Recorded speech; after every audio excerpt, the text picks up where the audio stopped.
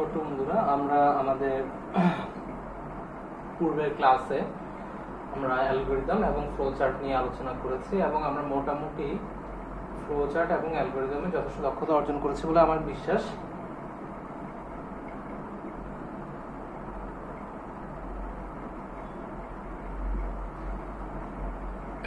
আজকে থেকে আমরা মোটামুটি প্রোগ্রামিং নিয়ে ক্লাস স্টার্ট করছি আর কি। তো আজকে আমরা পড়বো হচ্ছে programming design model, structure programming বলতে কি বোঝায়, ভিজুয়াল প্রোগ্রামিং বলতে কি বোঝায়, এইসব নিয়ে আর কি। তো আমাদের ফ্লো চার্ট এবং অ্যালগরিদম নিয়ে মোটামুটি ক্লাস শেষ। তারপর আমরা কিছু প্র্যাকটিস করতে থাকবো, কিছু কঠিন প্রবলেম আমরা ফ্লো চার্ট এবং হচ্ছে অ্যালগরিদমের মাধ্যমে সলভ করা ট্রাই করব। তো আশা করছি হচ্ছে তোমাদেরকে হোমওয়ার্ক দিলে তোমরা হোমওয়ার্ক হিসেবে করে রাখলা, অথবা হচ্ছে আমরা ফ্রাইডে ক্লাসে কিছু প্র্যাকটিস করতে পারি আর কি। তো আজকে আমি স্টার্ট করছি হচ্ছে প্রোগ্রাম ডিজাইন মডেল দিয়ে।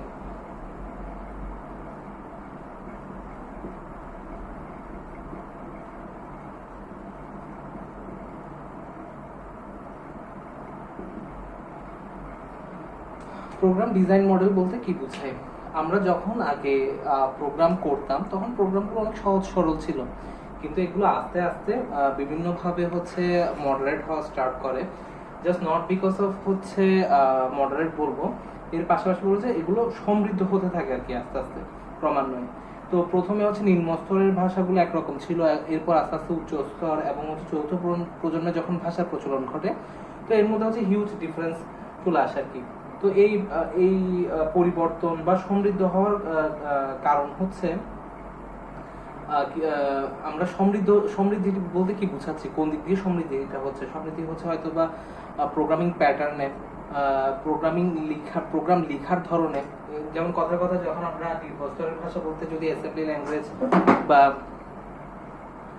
মেশিন ভাষাকে বোঝায়, ওগুলো যেভাবে করে লেখা হতো বা ডিবাগ যেভাবে করে করা হতো, ভুল ত্রুটি যেভাবে সংশোধন করা হতো, এখন কিন্তু ওভাবে করে হয় না।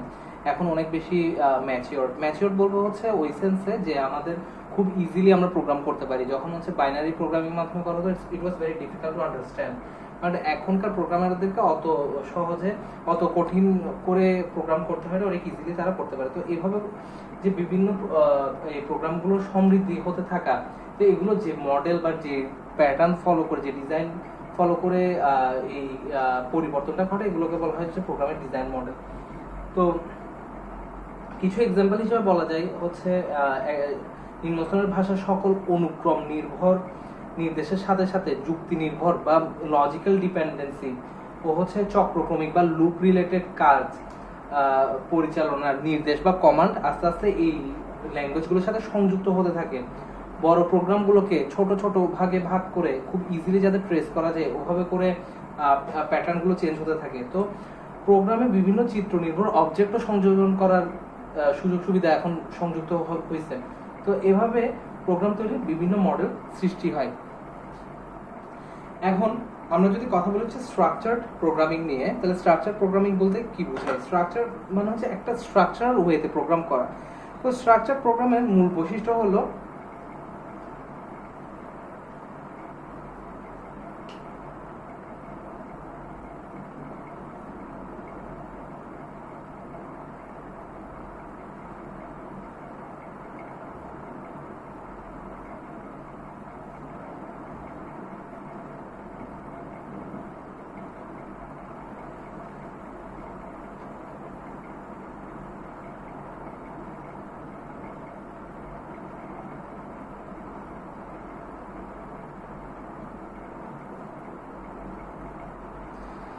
স্ট্রাকচার প্রোগ্রামিং এর মূল বৈশিষ্ট্য হলো একটা বড় প্রোগ্রামে যতগুলো স্টেটমেন্টস থাকে, এদেরকে বিভিন্ন শ্রেণীতে বা বিভিন্ন ক্যাটাগরিতে আসলে ভাগ করে প্রোগ্রাম রচনা করা। আমার যদি একটা প্রোগ্রাম অনেকগুলো স্ট্রাকচার থাকে, স্টেটমেন্টস থাকে, এই স্টেটমেন্টগুলোকে আমি ছোট ছোট ভাগ করে আমি বিভিন্ন শ্রেণীতে বিভক্ত করলাম, করে প্রোগ্রামটা রচনা করলাম। এতে কি সুবিধা হয়, এতে বিভিন্ন শ্রেণীতে প্রয়োজন অনুযায়ী স্টেটমেন্ট তৈরি করা যায়। যেমন এটা যদি একটা শ্রেণী হয়, এটা যদি শ্রেণী হয়, এখানে এর প্রয়োজন অনুযায়ী আমি স্টেটমেন্ট তৈরি করবো। এবং এক শ্রেণী থেকে অন্য শ্রেণীতে কি করা যায়, প্রবেশ করা যায়, আবার বের হওয়ারও ব্যবস্থা থাকে। কিন্তু কোন শ্রেণীর মধ্য থেকে অন্য শ্রেণীতে প্রবেশ করা যায় না। প্রত্যেকটি শ্রেণী ইন্ডিভিজুয়ালি স্বতন্ত্রভাবে কাজ করে। ফলে প্রত্যেকটা শ্রেণীর মধ্যে আমার যদি কোনো প্রবলেম ক্রিয়েট হয়ে থাকে, তাহলে ওই প্রবলেমটা কোন শ্রেণীতে ক্রিয়েট হয়েছে এবং কিভাবে ওখান থেকে আমি প্রবলেমটা ফাইন্ড আউট করে নিয়ে আসবো, এটা অনেক সহজ তুলনামূলকভাবে স্ট্রাকচার প্রোগ্রামিং এ। তো স্ট্রাকচার প্রোগ্রামিং এ মূলত হচ্ছে টপ ডাউন অ্যাপ্রোচ ব্যবহার করা হয়। এটা অবজেক্টিভ হিসেবে নোট ডাউন করে রাখা।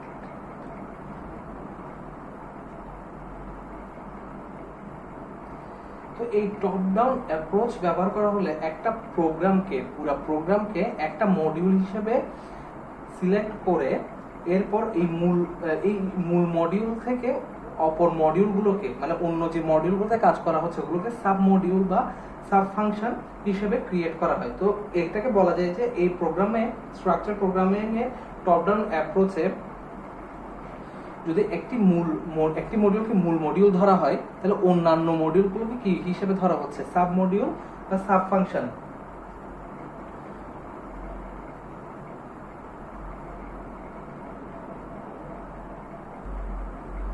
তো এই মূল মডিউলের বা মেইন মডিউলের নির্বাহযোগ্য বা এক্সিকিউশন রিলেটেড একটা কমান্ড দ্বারা ওই মূল মডিউল তো বটে, এবং তার কি সাব ফাংশনস যেগুলো আছে ওগুলোতেও প্রবেশ করা যায়। সাব প্রোগ্রাম বা ফাংশনের কাছে সে প্রোগ্রামের নিয়ন্ত্রণ কিন্তু মূল মডিউলেই ফিরে যায়। মনে করো এটা যদি মূল মডিউল হয়, এর এগেইনস্টে যদি আমার কতগুলো সাব মডিউলস থাকে, ঠিক আছে, তো আমার এখান থেকে কি হবে, একটা এই মেইন মডিউল বা মেইন ফাংশনস থেকে যখন হচ্ছে আমার একটা কমান্ড এক্সিকিউট হবে প্রোগ্রামটা রান করার জন্য, তো এখান থেকে স্টার্ট হলো, এরপর এগুলোতে এক্সিকিউট করে আবার মূল মডিউলে ফিরে আসা যায়। ঠিক আছে, এভাবে প্রোগ্রামের নিয়ন্ত্রণ উপর থেকে নিচে পরিচালিত হয়, কখনো পাশাপাশি পরিচালিত হয়। তো এই সকল প্রোগ্রামের বিভিন্ন স্তর থাকতে পারে, বিভিন্ন ভাগ থাকতে পারে। তো স্ট্রাকচার প্রোগ্রামে তিন ধরনের মূলত মনে করো কমান্ড থাকে, তিন ধরনের কমান্ডে এই কাজগুলো হয়ে থাকে। একটা হচ্ছে পর্যায়ক্রমিক, প্রথমটা মনে করো পর্যায়ক্রমিক।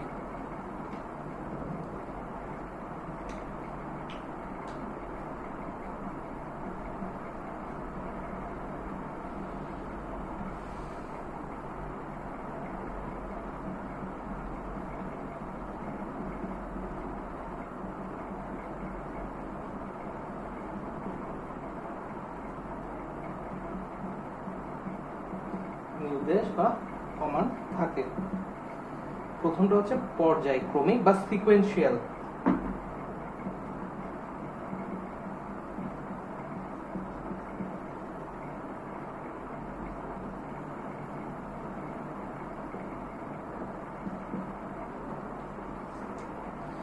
দ্বিতীয়টা হচ্ছে সিদ্ধান্তমূলক বা ডিসিশন।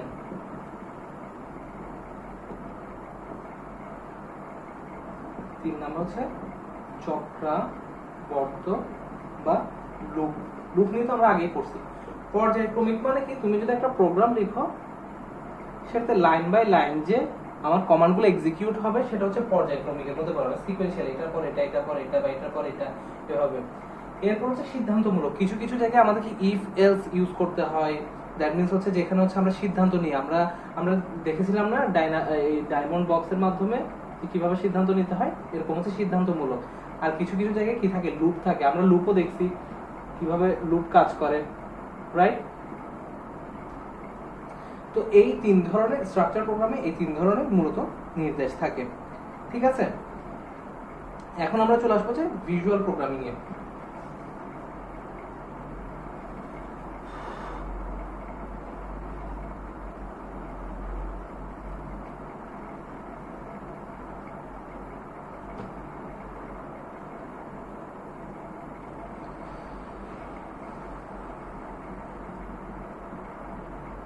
ভিজুয়াল প্রোগ্রামিং, তো ভিজুয়াল প্রোগ্রামিং বলতে কি বোঝাচ্ছে? ভিজুয়াল প্রোগ্রামিং বলতে বোঝাচ্ছে আমরা কিছু প্রোগ্রাম থাকে যেগুলো হয়তো বা ভিজুয়াল কোনো গ্রাফিক্যাল ইউজার ইন্টারফেস থাকে না। যেমন হচ্ছে তুমি যদি বলো হচ্ছে টাইমস টেবিল প্রিন্ট করার, ঠিক আছে? কিন্তু কিছু কিছু প্রোগ্রাম থাকতেছে হচ্ছে যেগুলো হচ্ছে আমরা গ্রাফিক্যালি জিইউআই বলে, graphical user interface, structure programming এর কাঠামো ব্যবহার করে ভাষাকে গ্রাফিক্যাল ইউজার ইন্টারফেসে রূপান্তর করে তৈরি প্রোগ্রামিং এর নতুন পরিবেশকে কি বলা হয়? ভিজুয়াল প্রোগ্রামিং বলা হয়। যেমন হচ্ছে তুমি যদি চিন্তা করো যে আমরা যে সফটওয়্যারগুলো ইউজ করি, ওই সফটওয়্যারগুলো তো আমি এমনভাবে প্রোগ্রাম করে তৈরি করা যাতে হচ্ছে ইউজার কোনখানে ক্রস করতে হবে, কোনখানে ইনপুট দিতে হবে, কোনখানে সেন্ড বাটন ক্লিক করতে হবে, এই সব কিছু দেওয়া আছে। তো এগুলো মাধ্যমে যখন আমি প্রোগ্রামটা করা হয় এটা ইউজারের জন্য অনেক বেশি কি বলবো ইউজফুল, ইউজার ফ্রেন্ডলি। তো ভিজুয়াল প্রোগ্রামিং এর ব্যবহারকারী তার প্রোগ্রামে চিত্র নির্ভর অবজেক্ট বা কমান্ড দিতে পারে। যেমন কমান্ডের জন্য মনে করো তুমি এখানে একটা বাটন দিয়ে দিলা, ঠিক আছে? বললা হচ্ছে সেন্ড মেসেজ। তো এখান থেকে যখন সেন্ড মেসেজে যখন ক্লিক করতেছে ওটার ব্যাকগ্রাউন্ডে কি আছে, মানে এটার জন্য একটা কমান্ড কিন্তু ওখানে লেখা আছে। তো সে যখন এখানে ক্লিক করতেছে, ক্লিক করার সাথে সাথে কি ওই কমান্ডটা এক্সিকিউট হচ্ছে এবং ওই এক্সিকিউশনের জন্য যে কাজ হওয়া দরকার সেই কাজটা কমপ্লিট হচ্ছে। কথা বলে তুমি তোমার ফ্রেন্ডকে সেন্ড মেসেজ পাঠাতে যাচ্ছ, তুমি যখন সেন্ড মেসেজে ক্লিক করলা তখন হচ্ছে মেসেজটা তোমার ফ্রেন্ডের কাছে চলে গেল। তো এটার ব্যাকগ্রাউন্ডে একটা টাস্ক বা প্রোগ্রাম এক্সিকিউট হলো না, এটাই হচ্ছে ভিজুয়াল প্রোগ্রামিং এর এক্সাম্পল। তো ভিজুয়াল প্রোগ্রামিং এর কিছু যদি এক্সাম্পল দিই, উদাহরণ দিই যে কিসের মাধ্যমে আসলে কি কি কার কার মাধ্যমে আসলে ভিজুয়াল প্রোগ্রামিং করা যায়, তাহলে বলা যায় হচ্ছে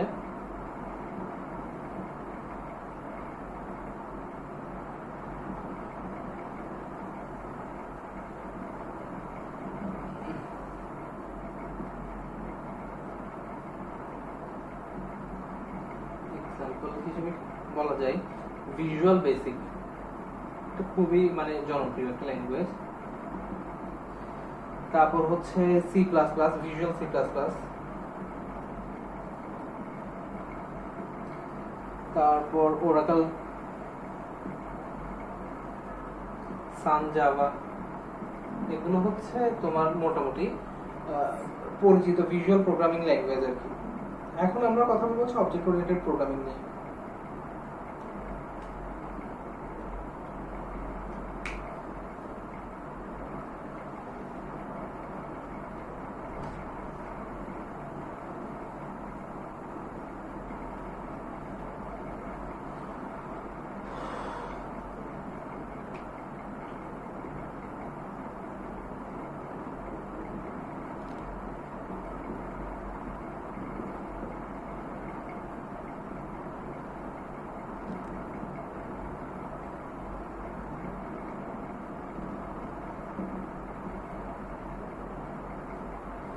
বর্তমান সময়ে যতগুলো মনে করো প্রোগ্রামিং এর জন্য পদ্ধতি প্রচলিত আছে, তো অবজেক্ট ওরিয়েন্টেড প্রোগ্রামিং হচ্ছে এদের মধ্যে সবচেয়ে জনপ্রিয়।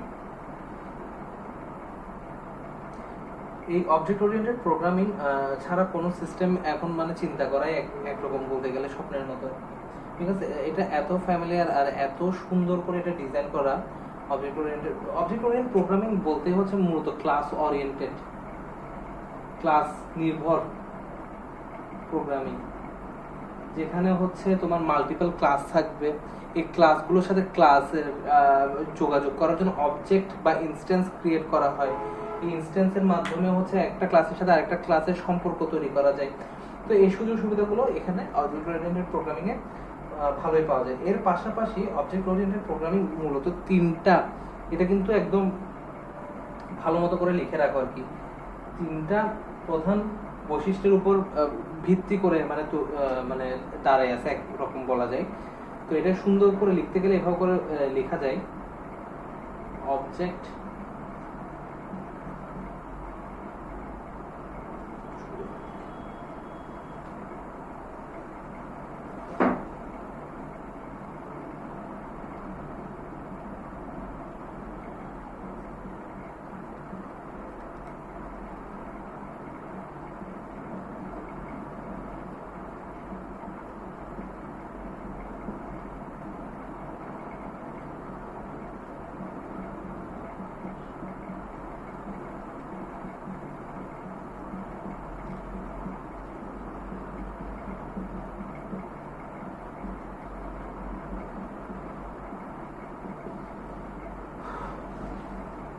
প্রথমটা হচ্ছে ইনহেরিটেন্স,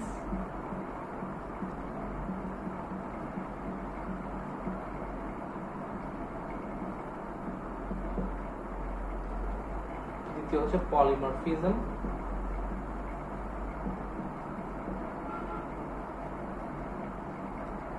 তিন হচ্ছে এনক্যাপসুলেশন,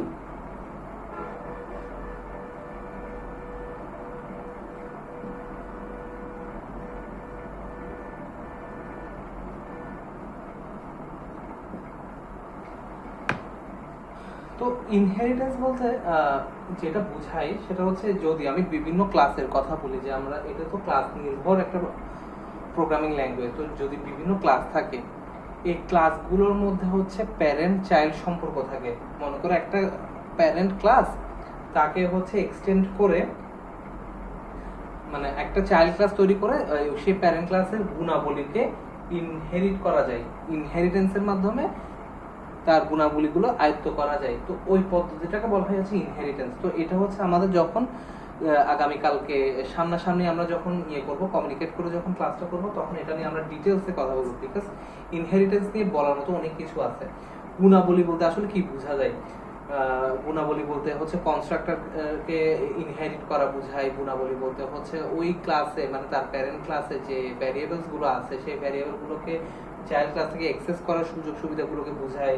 তারপর হচ্ছে আসলে কোন তারপর প্রাইভেট করা থাকলে কিভাবে করে একটা চাইল্ড ক্লাস থেকে একটা প্যারেন্ট ক্লাসের ডেটাগুলোকে অ্যাক্সেস করা যায় সেটা ইনহেরিটেন্সের মাধ্যমে বোঝায়। তো এগুলো হচ্ছে ইনহেরিটেন্সের মধ্যে পড়ে। পলিমরফিজমের মধ্যে মনে করো হচ্ছে একটা মেথড বা একটা ফাংশনকে ওভারলোড করা, একটা ফাংশনকে ওভার রাইট করা কিভাবে করে, এগুলো হচ্ছে পলিমরফিজমের মধ্যে পড়ে। তো আমি জানি তোমাদের কাছে এগুলো খুবই মানে মাথার উপর দিয়ে যাচ্ছে kind of, but it will be very easy যখন হচ্ছে আমরা একটু গ্রাফিক্যালি জিনিসগুলো দেখবো, যখন যদি এটা ইমপ্লিমেন্ট করার সুযোগ থাকে তাহলে তার কথাই নেই। আর এনক্যাপসুলেশন দিয়ে অ্যাবস্ট্রাকশনস বুঝায় আর কি, কাইন্ড অফ মনে করো যদি তুমি একটা ইন্টারফেস রেডি করতে চাও, যে একটা ক্লাসের যদি একটা ডায়াগ্রাম তুমি ডায়াগ্রাম বলবো না, একটা ব্লুপ্রিন্ট যদি তুমি রেডি করতে চাও যে তোমার ক্লাসটা দেখতে কেমন হওয়া উচিত, কি কি ওখানে ভ্যারিয়েবলস থাকা উচিত, এটা যদি আগে থেকেই তুমি বলে দিতে চাও তখন সেটা এনক্যাপসুলেশনের মধ্যে পড়ে। তো বই এভাবে করে বলতে সাধারণত প্রোগ্রামের কোড বা ইনস্ট্রাকশন ডেটার সমন্বয়ে উপস্থাপনই হচ্ছে অবজেক্ট। বাট এটা আরো সুন্দর করে বলা যায় যে অবজেক্ট মানে হচ্ছে একটা ক্লাসের সাথে আরেকটা ক্লাসের যে রিলেশনশিপ ঘটে সেটার দরজা, একটা ক্লাস থেকে আরেকটা ক্লাসে যাওয়ার যে দরজাটা সেটা হচ্ছে অবজেক্ট। অবজেক্ট ওরিয়েন্টেড প্রোগ্রামিং এর প্রত্যেকটি অবজেক্ট একটি স্বতন্ত্র এককে বা ইনস্ট্যান্সে পরিণত হয়, তার একটা নির্দিষ্ট পরিচয় থাকে। মানে একটা ইনস্ট্যান্সের মাধ্যমে যখন তুমি একটা ক্লাসের সাথে সম্পর্ক তৈরি করবে ওইটা একটা নির্দিষ্ট একক, নিজস্ব একক। তুমি যতবার ইনস্ট্যান্স ক্রিয়েট করবে ততবার ওইটা একটা নিজস্ব এককে পরিণত হবে। এগুলো প্র্যাকটিক্যালি না করলে আসলে বোঝাটা ডিফিকাল্ট, তারপরে জাস্ট এভাবে করে জেনে রাখো। শুধুমাত্র ডেটা প্রদান করলে অবজেক্টটি তার সংশ্লিষ্ট কাজ সম্পন্ন করে। এরূপ অবজেক্ট বা চিত্র নির্ভর কমান্ডের সাহায্যে পরিচালিত প্রোগ্রামকে অবজেক্ট ওরিয়েন্টেড প্রোগ্রামিং বলা হয়। তো অবজেক্ট ওরিয়েন্টেড প্রোগ্রামিং এর যদি এক্সাম্পলের কথা আসে তাহলে অনেকগুলো এক্সাম্পল নিয়ে আমরা কথা বলতে পারি, যেমন হচ্ছে জাভা, সি প্লাস প্লাস, তারপর হচ্ছে ওরাকল ডেভেলপার, এগুলো হচ্ছে এক্সাম্পল। তো এই ছিল হচ্ছে অবজেক্ট ওরিয়েন্টেড প্রোগ্রামিং। এখন আমরা ডিরেক্ট চলে যাবো হচ্ছে সি প্রোগ্রামিং বা সি প্রোগ্রামিং ভাষায়।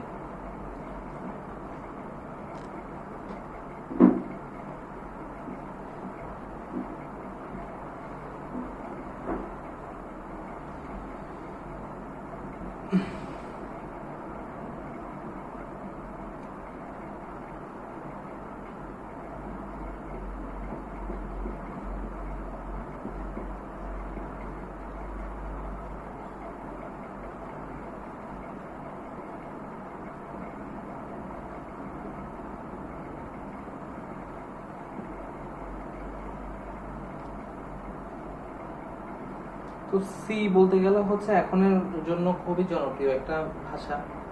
এটা এটা কাইন্ড অফ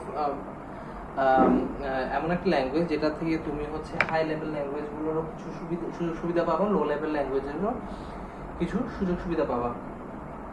এটা একটা জেনারেল পারপাস স্ট্রাকচার প্রোগ্রামিং ভাষা বলা হয়। General purpose in that sense যে তুমি যে কোনো কাজে, মোটামুটি আমাদের এখন দৈনন্দিন যে কোনো কাজে তুমি এটা ইউজ করতে পারবা। এই ভাষায় বিভিন্ন সিস্টেম সফটওয়্যার ও অ্যাপ্লিকেশন সফটওয়্যার তৈরিতে ব্যাপকভাবে ব্যবহৃত হচ্ছে। বেশ পুরাতন ভাষা হওয়া সত্ত্বেও এর দক্ষতা এবং হচ্ছে ডেটা ট্রান্সফার মানে তুমি ডিভাইস থেকে, তুমি যদি এমবেডেড সিস্টেমের কথা চিন্তা করো, এক ডিভাইস থেকে আরেক ডিভাইসে ডেটা ট্রান্সফার করার জন্য, বা হচ্ছে তোমার কম্পিউটার থেকে তুমি হচ্ছে অন্য ডিভাইসে ডেটা ট্রান্সফার, এই ধরনের কাজগুলো এই খুব সুন্দর মতো করে করতে পারে। ইভেন যদি সিম্পল ডিভাইসের মধ্যেও ডেটা সঞ্চালন করতে হয় একটা রেজিস্টার থেকে অন্য রেজিস্টার বা ইন্টারনালি, এটাও কিন্তু ও কিন্তু এটাতেও বলতে গেলে স্পেশালাইজড।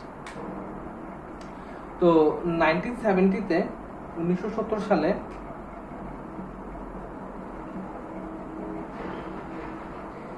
এটা হচ্ছে AT&T বেল ল্যাবরেটরি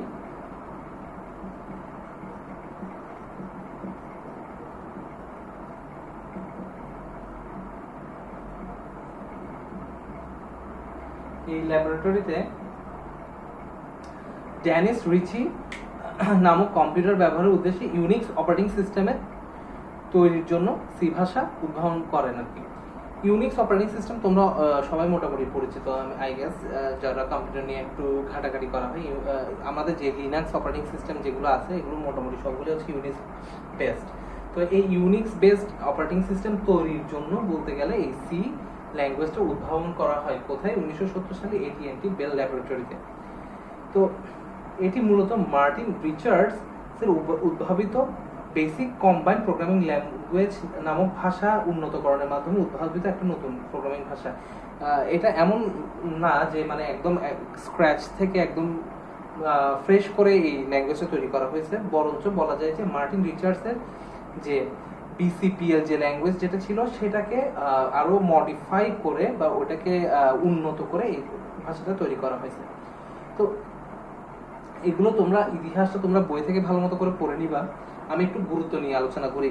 সি একটা হচ্ছে স্ট্রাকচারড ল্যাঙ্গুয়েজ, এবং বলতে গেলে এমন একটা ল্যাঙ্গুয়েজ যেটার মাধ্যমে হচ্ছে তুমি একদম নিম্ন স্তরের ভাষাগুলোরও ইয়ে পাবা, ফিল পাবা, এবং হচ্ছে উচ্চ স্তরের ক্লাস এন্ড অবজেক্ট এই ধরনের তুমি ফিলও পাবা। তো অন্যান্য উচ্চতর প্রোগ্রামিং ভাষার মতো সি ভাষাতে variable, array, function, pointer, structure এগুলো নিয়ে কাজ করা যায়। একটা বড় প্রোগ্রামকে তুমি চাইলে ছোট ছোট করে মডিউল বা প্রসিজারে ভাগ করে তুমি এই প্রোগ্রামে কাজ করতে পারবে। আবার নিম্ন স্তরের ভাষার মতো করে তুমি যদি চাও যে বিট, বাইট, মেমোরি অ্যাড্রেস এগুলোকে অ্যাক্সেস করে তুমি কাজ করতে চাও, তাহলেও তুমি করতে পারবে। এবং সি প্রোগ্রামিং এর সবচেয়ে গুরুত্বপূর্ণ বিষয় হচ্ছে তুমি যদি এসি, ফ্রিজ যে সিস্টেমগুলো আছে, অপারেটিং সিস্টেম, এগুলো নিয়ে যদি তুমি কাজ করতে চাও তাহলে C is very good for you. তো এগুলোই হচ্ছে মোটামুটি সি সম্পর্কে আমার একটা ইন্ট্রোডাকশন দেওয়া। সি এর বেশ কিছু বৈশিষ্ট্য আছে, তো এগুলো হচ্ছে আমরা আস্তে আস্তে জানতে পারবো। তো তবে সি এর কিছু বৈশিষ্ট্যের মধ্যে আমি আজকে একটু হালকা করে বলে রাখি যে সি ভাষা প্রোগ্রামকে এক বা একাধিক ফাংশন সমষ্টি বলা যেতে পারে। যে তুমি যদি সি ভাষা দিয়ে, সি ল্যাঙ্গুয়েজ দিয়ে যদি কোনো একটা প্রোগ্রাম তৈরি করো, তাহলে ওখানে তুমি একটা ফাংশন দিয়ে করতে পারো, চাইলে ওখানে মাল্টিপল ফাংশনসও রাখতে পারো। সি এর মধ্যে অনেক হেডার ফাইলস আছে। তো এই হেডার ফাইল থেকে তুমি বিল্ট ইন কিছু ফাংশন নিয়েও তুমি ইউজ করতে পারো। তারপর হচ্ছে ইনক্লুড শব্দটা ব্যবহার করে তুমি হচ্ছে কোনো কিছুকে চাইলে ইনক্লুড করে নিতে পারো। মেইন ফাংশনের মাধ্যমে হচ্ছে একটা মেইন ফাংশন ক্রিয়েট করে ওখান থেকে পুরো প্রোগ্রামকে রান করাতে পারো। এগুলো হচ্ছে সি কিছু বৈশিষ্ট্য। তো এখন যখন তোমাদেরকে এটা বলছি তখন তোমাদের বুঝতে একটু অসুবিধা হচ্ছে, but as soon as we will be starting programming with C, তোমরা আস্তে আস্তে বুঝে যাবে। এবং আমি ট্রাই করবো আগামীকালকে সি ভাষার বৈশিষ্ট্যগুলো নিয়ে তোমাদের সাথে ফেস টু ফেস আলোচনা করতে। Thank you so much for watching this video. আর তোমরা অবশ্যই হচ্ছে অ্যালগোরিদম এবং হচ্ছে ফ্লো চার্ট নিয়ে অনেক বেশি প্র্যাকটিস করতে হবে আর কি। আমি তোমাদেরকে বেশ কিছু হোমওয়ার্কস দিয়ে রাখবো, তোমরা ওগুলো কমপ্লিট করলে আশা করি আমাদের ফ্লো চার্ট এবং হচ্ছে অ্যালগোরিদম রিলেটেড প্রবলেম তো সলভ হয়ে যাবে। Thank you so much.